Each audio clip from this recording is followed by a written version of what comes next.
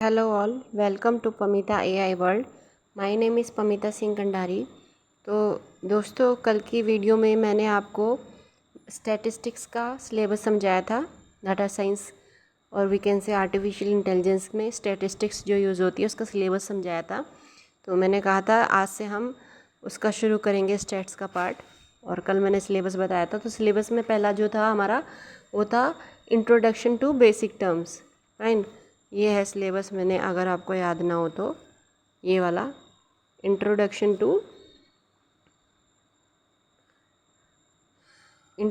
To basic terms, ठीक है, basic terms of statistics.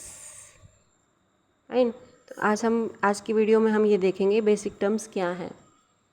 तो आज टॉपिक यहाँ से शुरू करते हैं।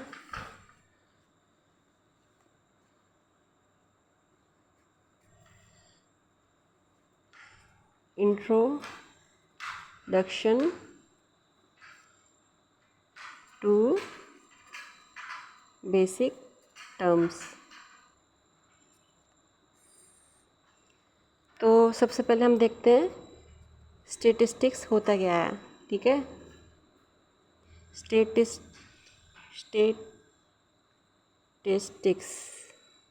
क्या होता है, इसकी डेफिनेशन देखेंगे।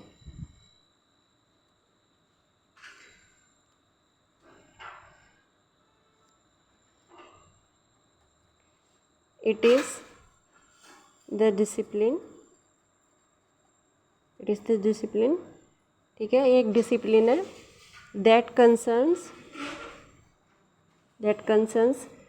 The collection, organisation, analysis,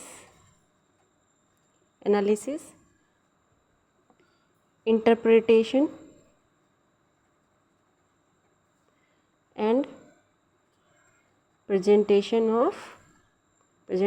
of data. ठीक है, और डाटा हमने बताया ही था पीछे की वीडियो में। डाटा किसे कहते हैं? तो डाटा है कोई भी फैक्ट या एनी फैक्ट्स और pieces of information that can be measured। Fine, तो ये स्टैटिस्टिक्स की डेफिनेशन हो गई। इसका मतलब क्या हुआ कि ये एक डिसिप्लिन है जिसके अंतर्गत हम कलेक्शन मतलब इकट्ठा करते हैं। ठीक है, किसको? डाटा को। ठीक है, इकट्ठा करते हैं, फिर इकट्ठा करके उसको, जैसे आप कपड़े आपके इधर उधर फैले हुए हैं तो पहले आप कपड़ों को इकट्ठा करेंगे ना। तो पहले इकट्ठा करेंगे, फिर उसको ऑर्गेनाइज करेंगे। ठीक है, ऑर्गेनाइज करेंगे कपड़ों को। ठीक है, इस तरीके से समझिए। ठीक है, आप फिर उस कपड़ों में से आपकी जो जीन्स है उन्हें अलग रखोगे, है ना, और शर्ट है उन्हें अलग रखोगे, सूट है अलग रखोगे, सलवार हैं अलग रखोगे। ठीक है, इस तरीके से आप उनको ऑर्गेनाइज करेंगे, फिर उनका एनालिसिस करेंगे और देखेंगे कि कौन सा किधर रखना है। ठीक है, ऐसे ही डाटा में यूज़ होता है स्टैटिस्टिक्स। ऐसे ही एक डिसिप्लिन है जो ये बताती है कि हमें कैसे डाटा को कलेक्ट करना है, फिर उसे ऑर्गेनाइज करना है, फिर हमें देखना है, डाटा का एनालिसिस करना है, फिर देखना है डाटा से इंटरप्रिटेशन, मतलब हमें समझना है कि उसको हमें किस तरीके से अपना यूज़ करना है। ठीक है, मॉडल में। तो और डाटा क्या होता है? कोई भी फैक्ट्स हो गया वो डाटा होता है, या फिर कोई भी इंफॉर्मेशन हो गई जिसे हम चेक कर सकते हैं। ठीक है, उसे हम डाटा कहते हैं। डाटा आगे हम समझेंगे और भी डिटेल में होता क्या है। तो ये होगी स्टैटिस्टिक्स की डेफिनेशन। स्टैटिस्टिक्स भी 2 टाइप्स की होती है। ठीक है,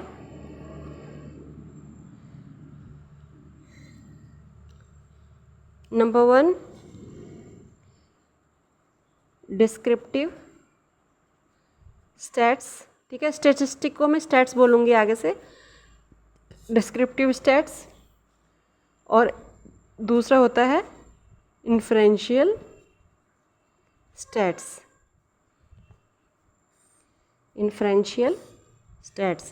डिस्क्रिप्टिव स्टैट्स में क्या होता है?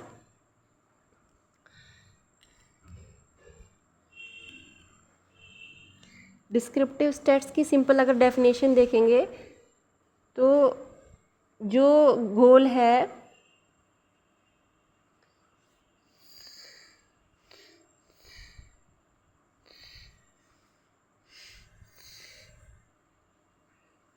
डिस्क्रिप्टिव स्टेट्स और इन्फ्रेंशियल स्टेट्स में क्या होता है, इन इन्फ्रेंशियल स्टेट्स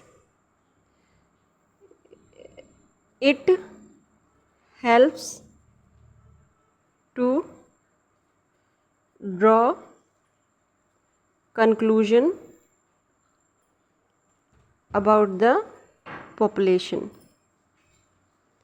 ठीक है, इन्फ्रेंशियल स्टेट्स में क्या होता है, ये मदद करता है एक परिणाम निकालने में, किससे, पॉपुलेशन के बारे में एक परिणाम निकालने में इन्फ्रेंशियल स्टेट्स मदद करती है।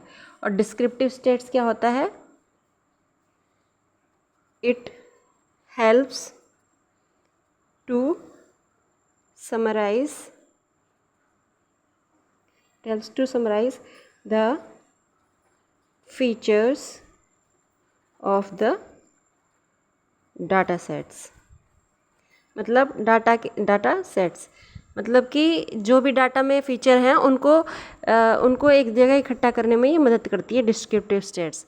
और इन्फ्रेंशियल स्टेट्स क्या करती है, एक परिणाम निकालती है, किसमें से, पॉपुलेशन में से। जो भी डाटा है उसका एक पॉपुलेशन में से कोई भी डाटा है उसका एक परिणाम निकालती है, उसे इन्फ्रेंशियल स्टेट्स बोलते हैं।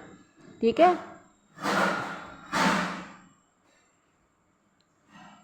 What is inferential statistic. तो ये हो गया हमारा, इसकी मैंने एक छोटी सी डेफिनेशन दे दी आपको कि डिस्क्रिप्टिव और इन्फ्रेंशियल स्टेट्स होती क्या है। ठीक है, अब इसमें ही आगे देखते हैं। इट हेल्प्स इन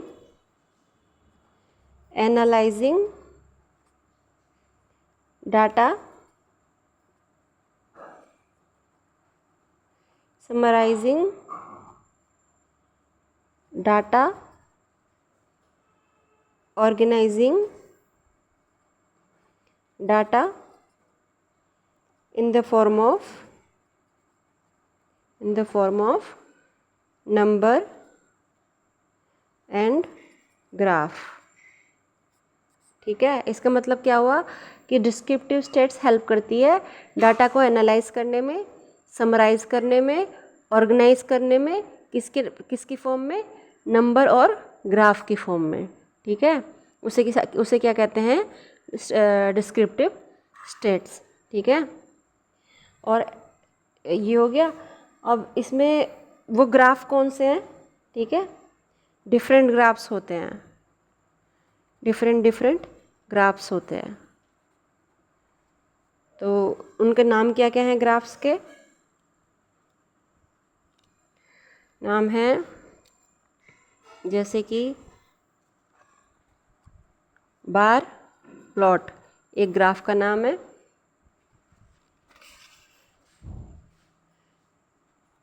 हिस्टोग्राम भी एक ग्राफ का नाम है। ठीक है, और पाई चार्ट तो आपने पढ़ा ही होगा कहीं ना कहीं, पाई चार्ट किसे कहते हैं, pie chart. Probability density function, cumulative density function, ये सब ग्राफ्स में ही आते हैं। ठीक है, नॉर्मल डिस्ट्रीब्यूशन। अब आप सोच रहे होंगे ये सब क्या है, ठीक है, ये आगे पढ़ाया जाएगा सिंपल तरीके से, इनका पूरा कि क्या होता है। ठीक है, with example. Cumulative, okay, cumulative हो गया, नॉर्मल डिस्ट्रीब्यूशन हो गया। ठीक है, तो ये है हमारा ग्राफ्स, डिफरेंट ग्राफ्स जो हैं, bar plot, histogram, pie chart, probability density function. Fine, इसके बाद होता है, इसी में ही डिस्क्रिप्टिव स्टेट्स में आती है मीज़र ऑफ, दूसरा पेन लेते हो, मीज़र ऑफ सेंट्रल टेंडेंसी। इसके अंतर्गत क्या आता है, इसके अंतर्गत आता है जो आप सबको जानते होंगे, बहुत कॉमन है,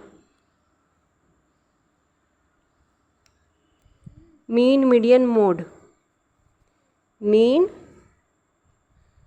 मीडियन मोड, ठीक है। और इसमें आगे क्या आता है, measure of variance, measure of variance, इसमें क्या आता है मेजर ऑफ वेरिएंस में,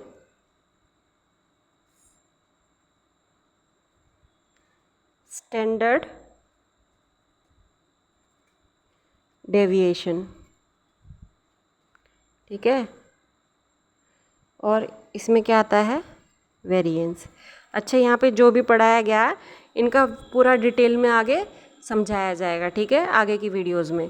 तो ये आ गया हमारा डिस्क्रिप्टिव स्टेट्स में, पूरा ये आ गया, फाइन। ये सब डिस्क्रिप्टिव स्टेट्स में आता है, फाइन।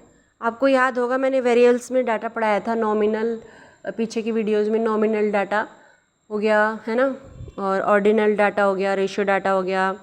इन सब डाटास में मैंने ये भी बताया था कि इनकी एनालिसिस कैसे करते हैं। फिर मैंने उसमें लिखा था कि डिस्क्रिप्टिव स्टैटिस्टिक्स में क्या यूज़ होता है, और उसके अंदर मैंने बताया था कि इसमें किसी में प्रोबेबिलिटी डेंसिटी फंक्शन यूज़ हो रहा था, किसी में फ्रीक्वेंसी डिस्ट्रीब्यूशन यूज़ हो रहा था। तो वो सब क्या था, ये था, ठीक है। इसको हम डिटेल में आगे पढ़ेंगे। अब आ जाते हैं हम इन्फ्रेंशियल स्टैटिस्टिक्स में। तो इन्फ्रेंशियल स्टैटिस्टिक्स को समझने के लिए इसकी थोड़ी सी डेफिनेशन और डिटेल में हम समझते हैं कि ये होता क्या है, ठीक है। It, I think it's visible. It helps in making generalization about population by using various analytical tools and tests, ठीक है। इसका मतलब क्या हुआ कि एक कोई पॉपुलेशन है, ठीक है, जैसे 7 बिलियन पॉपुलेशन है, उसमें से कुछ एनालिटिकल टूल्स और टेस्ट की मदद से ये इन्फ्रेंशियल स्टेट्स हेल्प करता है कंक्लूजन निकालने में, ठीक है, कंक्लूजन निकालने में। एक जनरलाइजेशन स्टेटमेंट देता है पॉपुलेशन के बारे में, उसे कहते हैं इन्फ्रेंशियल स्टैटिस्टिक्स, ठीक है। और ये ऐसा करता कैसे है, इन्फ्रेंशियल स्टेट्स में कैसे किया जाता है ये पॉपुलेशन में जनरलाइज पॉपुलेशन कैसे की जाती है, पॉपुलेशन की जनरलाइजेशन, वो रैंडम सैम्पलिंग यूज़ करते हैं, ड्रॉ करते हैं पॉपुलेशन में से रैंडम सैम्पल्स, ठीक है। तो इसको हम इस तरीके से भी कह सकते हैं, it helps to develop a good understanding of the population data by analyzing the samples obtained from it, ठीक है। सैम्पल्स बहुत इम्पोर्टेंट टर्म है यहाँ पे। इसका मतलब क्या हुआ कि एक पॉपुलेशन जो डाटा है, ठीक है, उसको समझने में हेल्प करती है इन्फ्रेंशियल स्टैटिस्टिक्स। कैसे हेल्प करती है, उस पॉपुलेशन में से कुछ सैम्पल्स निकालती है, ठीक है। 7 बिलियन लोगों को तो नहीं निकाल सकते ना डाटा, तो एक छोटा सा सैंपल निकालती है उस पॉपुलेशन में से, 7 बिलियन पीपल्स में से वर्ल्ड वाइड, और उन सैंपल्स के हेल्प से एक कंक्लूजन निकाला जाता है कि कैसे, और उस कंक्लूजन के बेस पर ये अपना स्टेट्स यूज़ किया जाता है, ठीक है। तो इसमें सैंपल्स जो हैं, सैंपल्स निकालने के लिए भी डिफरेंट सैंपल टेक्निक्स यूज़ होती हैं, different sample techniques are used. इन टेक्निक्स को हम आगे पढ़ेंगे, जैसे एग्जांपल एंड टेक्निक्स के simple random sampling, simple random sampling, हाँ और क्या था, स्ट्रेटिफाइड सैम्पलिंग, स्ट्रेटिफाइड सैम्पलिंग। तो ऐसी कुछ सैम्पलिंग है टेक्निक्स जिनकी मदद से सैंपल्स ड्रॉ किए जाते हैं पॉपुलेशन में से। जैसे कि चुनाव से पहले जो न्यूज़ चैनल्स होते हैं, सभी न्यूज़ चैनल्स, जब उन्हें पता करना होता है कि कौन सी, वो एग्जिट पोल्स निकालते हैं, जब उन्हें पता करना होता है कि कौन सी पार्टी जीतेगी चुनाव से पहले, तो वो क्या करते हैं, कुछ मार्केट में जा, मतलब पॉपुलेशन, पर्टिकुलर एरिया की पॉपुलेशन में जाके कुछ लोगों से वहाँ इंटरव्यू लेते हैं, ठीक है, एक सैंपल कलेक्ट करते हैं जिसमें वो बच्चे भी होते हैं, बूढ़े सॉरी जो 18 से अबव होते हैं, युवा होते हैं, बुजुर्ग होते हैं जो वोट डाल सकते हैं, उनके व्यूज़ पूछते हैं कि आप किसको वोट करेंगे, किसको सपोर्ट करते हैं, किसकी पॉलिसी अच्छी लगी। तो उसमें वो किसका यूज़ करते हैं, इन्फ्लुएंशियल स्टेट्स का यूज़ करते हैं। और सैंपल का कौन सी टेक्निक का यूज़ करते हैं वो हम आगे देखेंगे, ठीक है। तो ये हो गया इन्फ्लुएंशियल स्टैटिस्टिक्स। तो इसके दो टाइप्स होते हैं, इन्फ्लुएंशियल स्टेट्स के दो टाइप्स होते हैं। इन्फ्लुएंशियल स्टेट्स के दो टाइप होते हैं, टू टाइप्स, ठीक है। कौन कौन से होते हैं? नंबर 1 हाइपोथेसिस टेस्टिंग,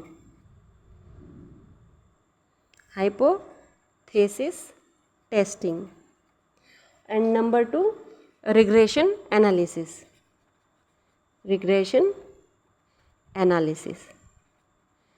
ठीक है। तो आज की वीडियो में हमने क्या समझा? हमने आज की वीडियो में इंट्रोडक्शन टू बेसिक टर्म्स समझा। तो उसमें क्या आता है, डिस्क्रिप्टिव और इन्फ्लुएंशियल स्टैटिस्टिक्स। डिस्क्रिप्टिव स्टैटिस्टिक्स में ये सब आता है, ठीक है, और इन्फ्लुएंशियल स्टैटिस्टिक्स में ये सब आता है। अब कल की वीडियो में हम इनको जो टर्म्स हमने यहाँ यूज़ किए हैं, जैसे for example mean median mode हो गया, bar plot, histogram, standard deviation, variance हो गया, इनको अब हम कल की वीडियोज़ में डिटेल में समझेंगे। तो कल हम फोकस करेंगे किस पे? पहले हम फोकस करेंगे इन्फ्लुएंशियल स्टेट्स पे, इसलिए फोकस करेंगे क्योंकि इसमें थोड़ा सा hypothesis testing, T test, Z test, ये सब आता है। तो हम थोड़ा टफ से शुरू करेंगे, फिर हम आएंगे इजी पर। फाइन, जब आप टफ से शुरू करेंगे तो आपको इजी वाला आराम से लगेगा, लेकिन इजी से शुरू करेंगे तो आपको फिर थोड़ा टफ लगेगा। तो पहले हम टफ से ही शुरू करते हैं। फाइन, सो आज की वीडियो में इतना ही दोस्तों। अगर आपको समझ में आया हो तो लाइक एंड सब्सक्राइब करना। और ये वीडियो मैं रात में रिकॉर्ड कर रही हूँ। अगर आपको अच्छा लगा, थोड़ा यहाँ पे शैडो आ रही होगी, अगर आपको ये सब टॉपिक अच्छा लगा तो अपने दोस्तों को भी शेयर करना। और एप्लीकेशन फॉर्म का लिंक मैं डिस्क्रिप्शन बॉक्स में डाल दूँगी, जो बैचेस शुरू होंगे। ये सब आपको वहाँ पर जैसे इसमें वीडियो में हमारी टाइमिंग फ्रेम रहता है यूट्यूब की वीडियोज़ में, ठीक है, लेकिन वहाँ पे जब आप पेड कोर्सेज लेंगे तो वहाँ टाइम फ्रेम नहीं होता, ये सब एक दिन में ही पढ़ा दिया जाता है, ठीक है, इतना समय नहीं लगता। तो ठीक है, इसका आज के टॉपिक के लिए इतना ही। कल से हम शुरू करेंगे इन्फ्लुएंशियल स्टैटिस्टिक्स, और उसमें हम देखेंगे डिफरेंट सैम्पल टेक्निक्स कौन सी होती हैं। थैंक्स अ लॉट, धन्यवाद।